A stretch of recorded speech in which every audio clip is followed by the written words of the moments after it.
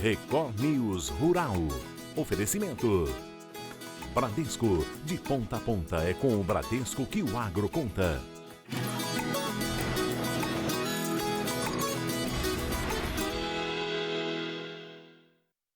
Olá, Record News Rural no ar. E o uso de brincos e chips nos gados facilita a vida do produtor, que com o uso da tecnologia faz a rastreabilidade dos animais e mantém o controle sanitário. Nossa prosa aqui é para falar de rastreabilidade animal, como é feita, as vantagens e os custos. É mais ou menos isso aí. Nós chegamos aqui agora no curral de manejo. Esses animais aqui estão prontos para terminados, para enviar para venda para clientes aqui no Brasil também e no exterior. E eles vão passar ali dentro num processo de identificação desse brinco, de toda essa tecnologia, que vai nos dar o peso, vai mostrar a vacinação do animal, a origem, informações importantes na hora de comercializar, para dar a certificação. É o que se chama de rastreabilidade do animal. E a coisa começa com o Leonardo e a pionada, incluindo o Zeus e a Laika, cães da raça Blue Heeler, bons no manejo com o gado. Coice? A rotina deles. No meio da história séria, a gente tem também uma questão da linguagem, que é a comunicação, que é essencial. A comunicação do homem, no caso o Leonardo aqui, com o gado. Eles vão apartar ali uma quantidade e vocês vão ver daqui a pouco que eles gritam diferente. Ô Leonardo, como é que é esse grito, hein, rapaz? É um grito, é a voz do peão, né? É o jeito de você trabalhar o gado, pro gado saber que você tá manejando ele, te entender, conhecer, a hora de bambear, a hora de apertar o gado, sempre tem as vozes de você falar, entendeu? Então, é o seguinte, nós vamos fazer aqui, então, uma simulação, beleza? Uhum. Tá pronto? Então vamos lá, o grito apertado. Rapaz, isso é bom demais. Agora o grito bambeado. Uou. Mistura os dois. Agora se o Flamengo fizer um gol. Não, aí nós não tem torce Flamengo, não. Essa bezerrada é separada e depois são levados para a área de confinamento. Em agosto e setembro cabem 7.000 cabeças. Essas imagens são dessa época. Agora tem 1.200. O gado chega e ganha um CPF de 15 números. Num brinco e o outro é o chip. É papum, na hora. Os dois. O chip que vai responder eletronicamente quando acionado por essa pistola. E ele contém informações valiosas. No chip estão a origem, de qual propriedade veio, a idade do animal, o peso, as vacinas aplicadas ao longo da permanência do animal, qual o sistema de produção, se a pasto ou confinado, e mais importante, se a propriedade não tem qualquer complicação ambiental, que a impeça de produzir e comercializar o gado, área desmatada, cadastros negativos ambientais, etc. E tudo fica armazenado, acessível com leitura digital do Jorge, que capta o número de cada um no gatilho. A identificação eletrônica ela tem a grande vantagem de você eliminar os erros de coleta de dados, né? É muito comum no campo a gente ver um brinco visual, um número e tentar anotar errado, né? É um processo que acontece, chega até 15% de falhas. A identificação eletrônica ela elimina essa falha, né? Então é o primeiro grande ganho. O segundo grande ganho é você agiliza o processo de manejo dos animais, né? Então você faz os animais, o mesmo manejo em menos de metade do tempo sem estressar os animais, sem correria, né? Então esses são os dois grandes ganhos e principalmente ter um dado seguro, né? Um dado que você não vai ter erro. E a coisa de colocar o trem do brinco é feito com bruteza.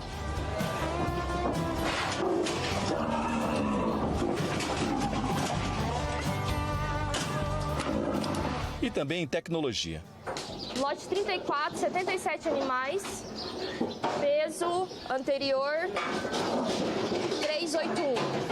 O trabalho de colher os dados é da Rafaela, que os individualiza. O brinco e o chip vêm nesse envelope.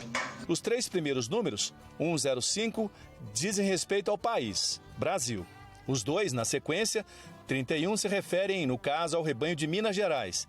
E os números depois do 0 são únicos de cada animal. Então a gente puxa ali, a gente tem todas as informações desde quando a gente comprou esse animal até o final do produto. Quando você não conhecia para que servia esse brinco, você via uma vaca de brinco, o que você pensava? Uai, pensava diferente, né? Aí quando a gente conheceu e viu o real sentido da coisa, né? Aí via a real importância, né? Negócio de vender gado agora sem saber a origem, as informações, isso é coisa do passado, né, Rafa? Isso aí ficou para trás, né? O negócio agora é tecnologia, né? E o mais importante é que nós estamos... a gente sabe da qualidade do produto e podendo atender o mercado interno e externo, né? E vai continuar investindo em rastreabilidade e o que mais aparecer, né? Sim, sempre. Nós temos que estar sempre à frente, né? E com a aproximação do fim de ano, os produtores de mudas se preparam para a venda de tuias, plantas rústicas que também são conhecidas como pinheirinhos, utilizadas nas decorações de Natal. A tuia holandesa é uma planta que se adapta muito bem em vasos e nesta época do ano é a queridinha dos brasileiros. É bem diferenciada, né, pela cor dela, é um verdinho limão, um amarelinho.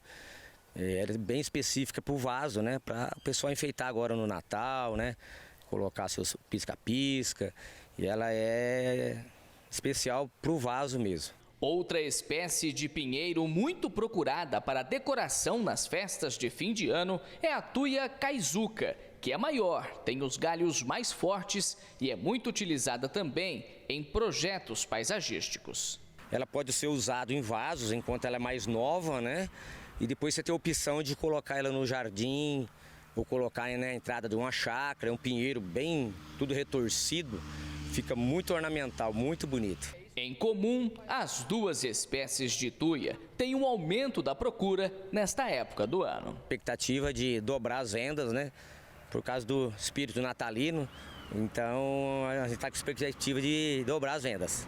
Além do formato e da cor vibrante, a tuia holandesa chama a atenção também pelo aroma, que lembra muito o de limão. Mas para garantir esta qualidade, os produtores tiveram muito mais trabalho este ano, por causa da estiagem. Esse ano foi um pouco mais difícil por causa da estiagem, né? É um pouco mais de cuidado dobrado com elas. Então, assim, para elas estarem bonitas assim é um pouco mais de adubo, né? A rega é mais frequente, mas assim, ela é uma planta mais fácil de cuidar do que as outras pinheiro, né? Mesmo assim, neste viveiro em Herculândia, ainda não houve alteração nos preços, que atualmente variam de R$ 120 a R$ 250, dependendo da espécie e do tamanho da muda. Por serem plantas bastante resistentes, as tuias exigem poucos cuidados, o que também favorece as vendas. Cuidado normal, né, de molhar elas, né? Cada 90 dias jogar um adubo orgânico ou um químico, né? É isso aí, sempre prestar atenção na umidade, na terra, se está molhadinha ali, já era, só não pode deixar faltar água. Cuidando bem, dá para ter uma planta bonita aí para vários finais de ano, né? Vários finais de ano. E com a opção, que nem eu disse, né? Depois que ela já ficar aí com 4, 5 anos, de repente, no vaso, né? Que ela já começa a faltar um pouquinho mais de terra, colocar ela no chão, no jardim, vai ficar linda. A demanda por feijões preto e carioca caiu e provocou retração nos preços. Os valores dos feijões seguiram pressionados ao longo da semana passada, conforme mostra levantamento do CPEA em parceria com a CNA. A pressão sobre os valores veio da retração da demanda e do aumento da oferta. As desvalorizações mais intensas foram observadas para o feijão carioca e para o preto. No lado da demanda, as vendas seguem lentas, comportamento típico para este período que antecede as comemorações de final de ano. Quanto à oferta, alguns produtores optaram por restringir o volume, mas correm o risco de perder qualidade e sofrerem com preços inferiores. As maiores desvalorizações ocorrem no Centro-Oeste. No interior de São Paulo, o uso de novas tecnologias, como a inteligência artificial, impulsiona a produtividade no campo. Para monitorar o trabalho de máquinas e robôs, mais funcionários precisam ser contratados. É só apertar um botão que a tecnologia se encarrega do resto. Com o auxílio da inteligência artificial, o homem do campo virou tech. O Leandro se adaptou a essa transformação depois de 19 anos de trabalho braçal na colheita de cana. Eu aprendi que é o futuro, né, cara? Ela simplifica bastante o serviço, facilitou a vida. Em Lins, no interior de São Paulo, essa indústria que produz álcool e açúcar automatizou os processos com a ajuda da inteligência artificial. Nos últimos 3 anos, a tecnologia mudou a forma de trabalho na usina. Mas aqui ninguém perdeu o emprego, muito pelo contrário. Essa indústria de cana contratou mais funcionários para acompanhar o aumento da produtividade. Com a inteligência artificial, as máquinas passaram a operar conectadas entre si. Os dados gerados em tempo real ajudaram a aumentar a eficiência. A colhedora colhe a cana, coloca dentro do trator transbordo, o trator transbordo joga dentro do rodotrem e o rodotrem leva essa cana para a usina, sem a necessidade de um ser humano na coleta da informação. Na época do plantio, a tecnologia aumenta a eficiência das máquinas. Na colheita, reduz o desperdício de combustível. O uso de novas tecnologias faz, de um lado, você aumentar a produtividade e, do outro, reduzir custos. O que a gente tem que fazer é capacitar os agricultores para ter condições de entender os novos conhecimentos e as novas tecnologias e aplicar no processo produtivo.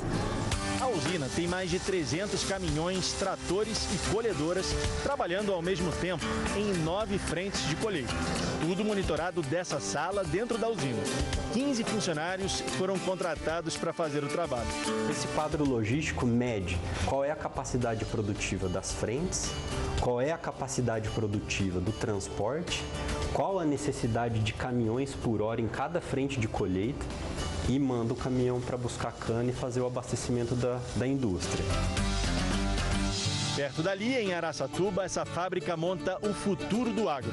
Um robô movido a energia solar que muda a vida do homem do campo e ajuda o produtor rural a praticamente zerar o desperdício na lavoura. O equipamento, controlado por inteligência artificial, mata as pragas da plantação com mais precisão. O robô substitui um trabalho que antes era feito só por amostragem. Em vez de um funcionário da fazenda analisar apenas 20 pontos de uma plantação inteira, o equipamento consegue analisar até 2 milhões de plantas, com uma precisão de 2 centímetros.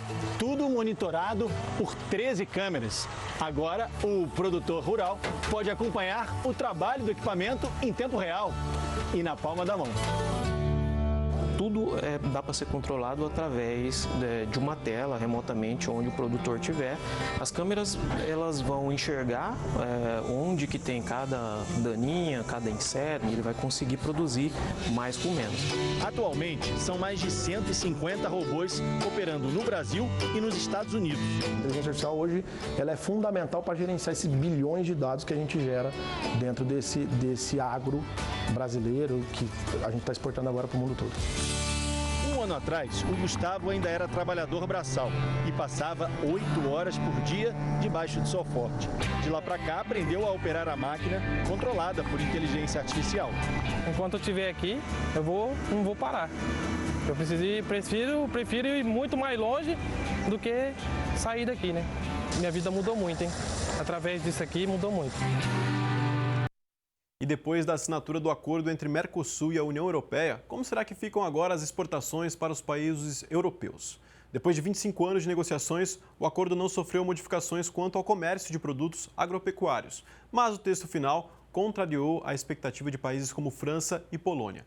Para falar mais sobre os rumos das negociações entre os dois blocos econômicos, nós convidamos a advogada Paola Oliveira, especialista em direito do agronegócio. Bom dia, Paola. Podemos dizer que o acordo atende aos objetivos dos dois blocos econômicos? Com certeza, Matheus. O acordo vai beneficiar tanto o Brasil, tanto o Mercosul, quanto a União Europeia. Terão aí redução de tarifas tanto para exportação, tanto para importação. Hoje, o Brasil exporta cerca de 16% para a União Europeia. Então, assim, ele perde apenas para a China. E deve aumentar aí com essa redução das tarifas, tanto para a União Europeia quanto o Mercosul. Agora, eu queria saber de você o quanto isso impacta para o consumidor final, principalmente aqui no Brasil, porque já que essas tarifas elas caem, o consumidor também acaba sendo beneficiado? Com certeza, com certeza. Com a redução das tarifas, esse preço também ele é modificado no preço final, né? Com a redução das tarifas, o produto chega mais barato para os consumidores. Eu não tenho dúvidas disso. Agora, quais são os principais entraves que deixavam essa negociação tão complexa assim e por que demorou tantos anos para ela ser concluída? Assim, em 2019 nós ficamos bem próximos a fechar esse negócio, mas ficaram aí alguns pontos no texto base e todos esses pontos são relacionados à abertura econômica, né? Então, acredito que tenha sido mais relacionado a essa abertura econômica. E nós temos alguns países chaves também que são contra o acordo, inclusive a França, a Polônia, enfim, a França até foi um motivo aí das últimas notícias aqui no Brasil em relação ao Carrefour. Então, nós tivemos algumas travas para essas negociações. Agora, o quanto a França ela pode influenciar nessa negociação, num contexto geral do bloco econômico, como a União Europeia? Bom, inclusive eles já se manifestaram, né, depois do anúncio do acordo realizado na sexta-feira, e eles podem, quando chega, esse acordo ele vai agora para os blocos, ele vai para os países, e no Conselho Europeu, a França ela precisa de pelo menos 35% para barrar o acordo. Então, ela precisa ali de alguns outros países para barrar esse acordo e travar no Conselho Europeu. Agora, falando sobre os produtos, eu queria saber quais são os principais produtos que vão ser afetados diretamente, positivamente ou negativamente, por esse acordo entre o Mercosul e a União Europeia.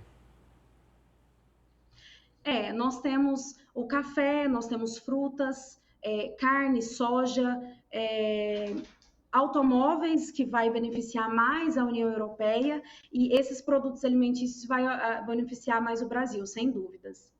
Agora, voltando a falar sobre os países, além da França e da Polônia, existem outros países dentro do bloco que podem se opor a esse acordo? Nós temos a França, a Polônia, nós tivemos uma movimentação em relação à Itália, mas que já se manifestaram contra o acordo até agora foi a França e a Polônia. Os demais países estão de acordo, aparentemente. Agora, o Mercosul, ele faz parte aí, né, do nosso dia a dia, as negociações que envolvem o Mercosul interferem diretamente na nossa vida, mas eu queria saber em relação ao povo europeu.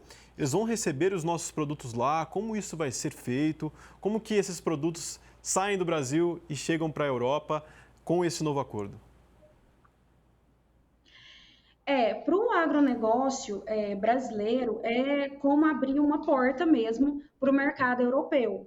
Esses produtos eles terão uma diminuição em relação às tarifas, que antes elas elevavam o nosso preço, por exemplo, carnes, grãos, frutas. Então, esses produtos com essa diminuição na tarifa, ele vai chegar mais barato para o mercado europeu. E é exatamente isso que eles precisam. A Europa hoje ela precisa de alimentos, ela precisa de energia e ela precisa de uma transição energética sustentável. E é exatamente isso que o Mercosul oferece: uma agricultura eficiente, competitiva e tecnológica. Você falou sobre essas necessidades que a Europa tem em relação a tantas coisas, né? Esse acordo ser firmado, ele chegar a uma conclusão depois de tantos anos, pode ter alguma influência das guerras que estão acontecendo, por exemplo, entre Rússia e Ucrânia, para que a Europa olhe com um pouco mais de carinho para essa negociação? Com certeza, eu não tenho dúvidas.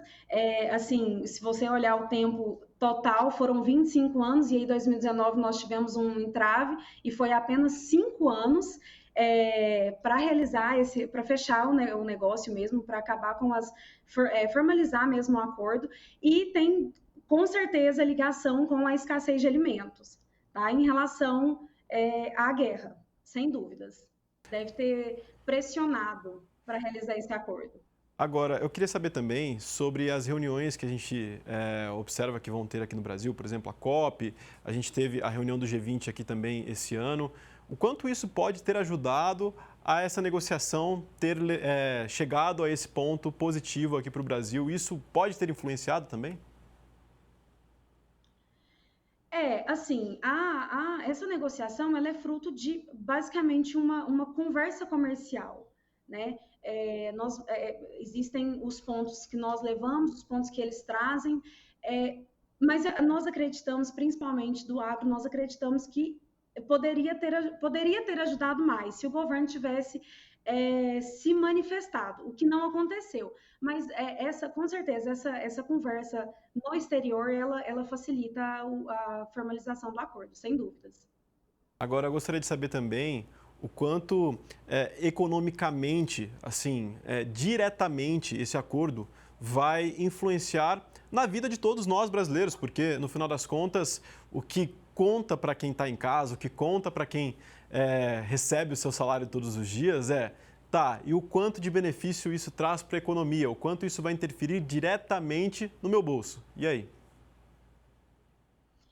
Assim, com a União, assim, o Mercosul e a União Europeia, elas somam mais de 700 milhões de consumidores, né? Então, nós estamos falando de uma das maiores parcerias comerciais do planeta. Com certeza, ela vai influenciar no bolso dos consumidores, que é o que mais importa. Nós tivemos alguns economistas já calculando, e uma vez implementado esse acordo, ele eliminará cerca de 4 bilhões de euros em tarifas anualmente. Então, nós teremos uma redução em relação às tarifas de automóveis importados, ou seja, um automóvel mais barato, uma tecnologia mais barata, e, por outro lado, nós exportaremos um produto alimentício mais barato, que vai chegar no consumidor do mercado europeu mais barato também.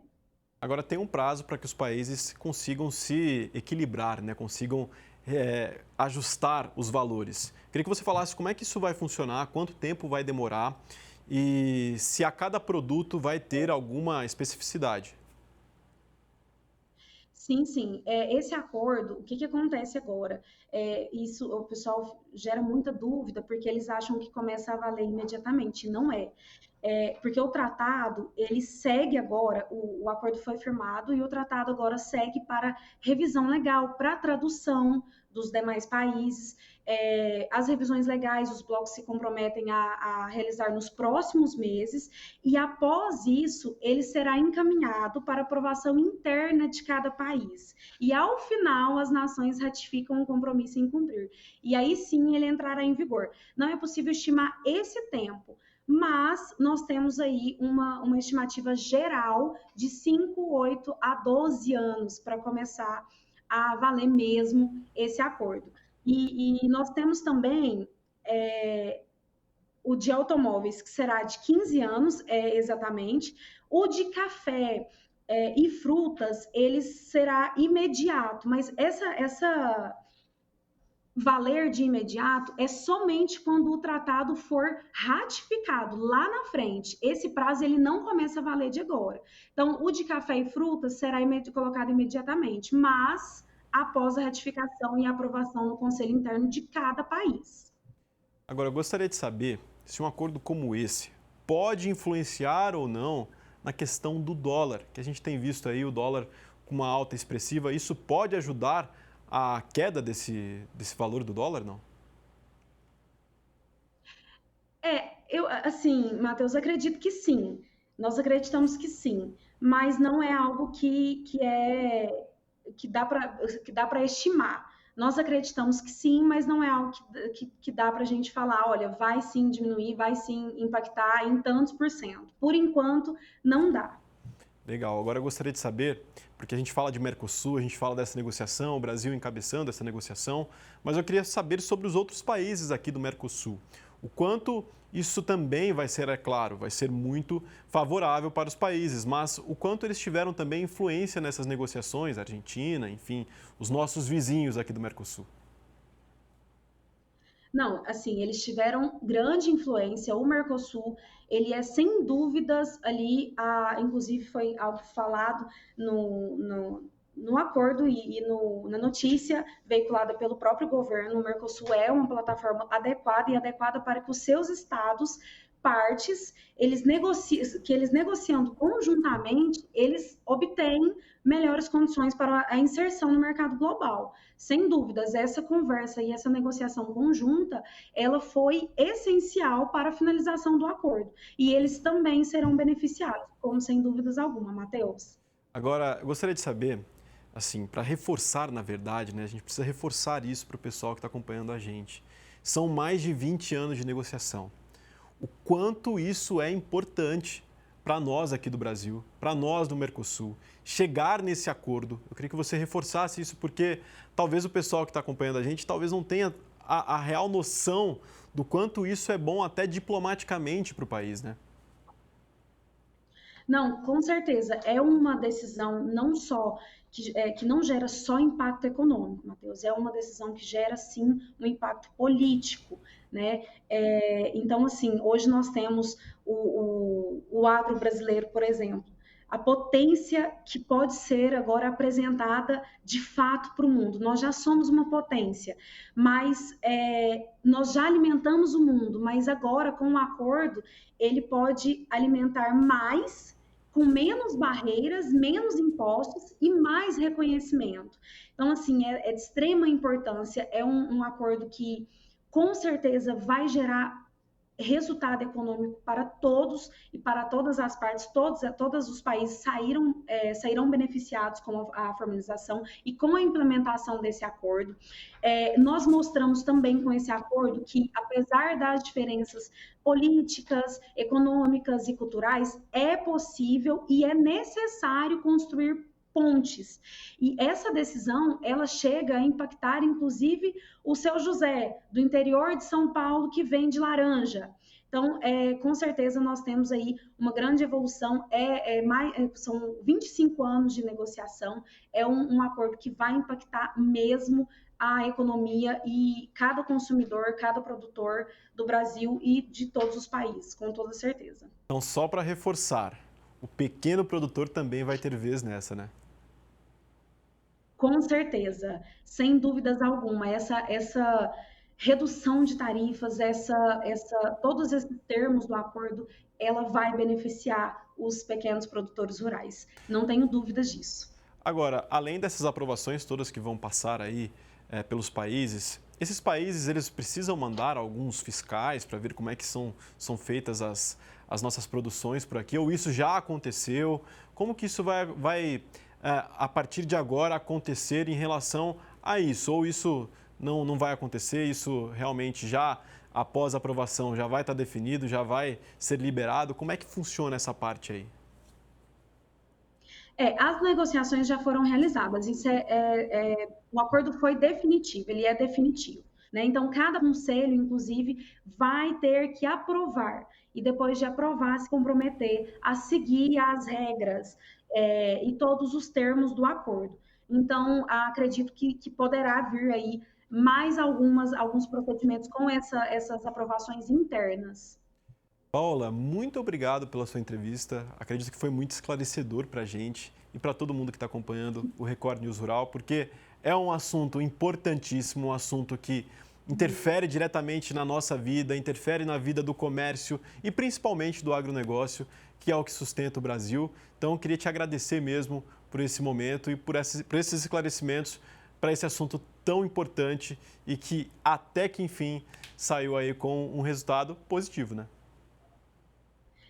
Que bom, Matheus, eu fico muito feliz, muito obrigada. E é isso, nós precisamos reforçar, sim, a importância desse acordo ser finalizado, ter sido finalizado e agora entrar nesse trâmite interno e é necessário acompanhar também os próximos capítulos aí, até que esse acordo comece a valer. Muito obrigado e até a próxima, viu, Paula? Até a próxima, Matheus, obrigada. E essa edição do Record News Rural fica por aqui. Agradeço a sua companhia. Até a próxima.